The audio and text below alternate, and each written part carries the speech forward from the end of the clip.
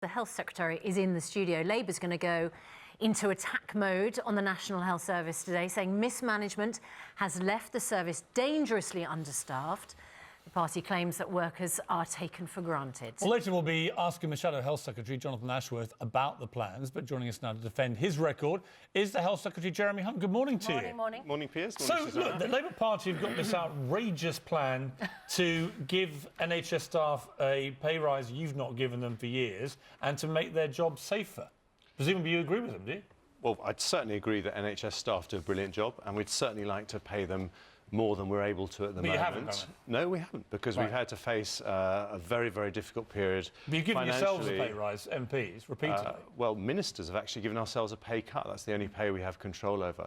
But look, as MPs, your salaries have gone up, right? But that's something we don't have, as you know well, Piers. That's something we don't. Yeah, we don't have control over that. The optics aren't great, are they? Where you say, I can't afford to give any NHS staff a pay rise, but me as an MP, I've been guzzling pay rises left, right and centre. But the pay that I can control, which is my pay as a minister, you have to accept your MP pay rise? But look, on the point of NHS workers... Let me just pin you down on that. Yeah, pin me down. Have you accepted your MP pay rises? I've accepted my pay rise as an MP and my pay cut as a minister. And that's the point that all ministers have done, because we recognise that we have to set an example.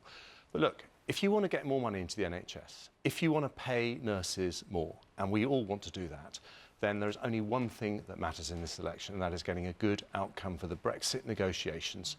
Because if we get a bad outcome, it will be terrible for the British economy. We won't be able to lock in our recovery. There'll be less money for the NHS, all of our public services. And the choice is very straightforward. Who is going to get that good outcome for those negotiations? Is it a strong Theresa May, or is it Jeremy Corbyn propped up by a ragtag of other political parties? One of the benefits of scrapping the pay cap, the 1% pay cap for NHS workers, is that you then attract more workers into the NHS.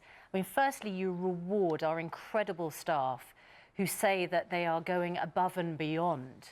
You know, they're doing more than they're actually being paid for, and they're not, frankly, being paid enough. And also, you can help them out by filling the gaps.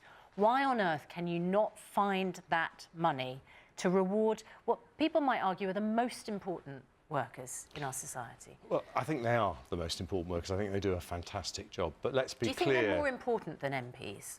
Well, I think everyone has different roles, but in terms of saving lives, they do an absolutely critical job. Should the pay not be more, then, that which is given to MPs? MPs voted for a more than 1.3% pay rise.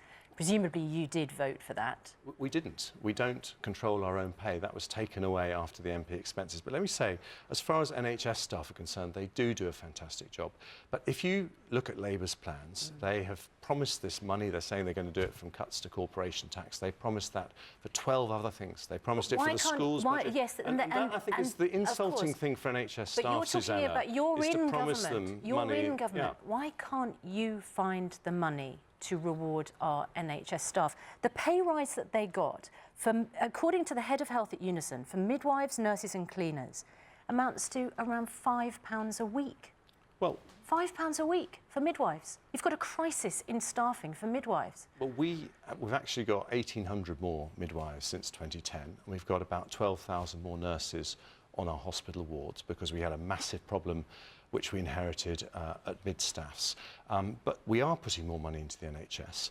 Our priority has been to use that extra money to recruit extra doctors and nurses, and we have record numbers of doctors and nurses in the NHS.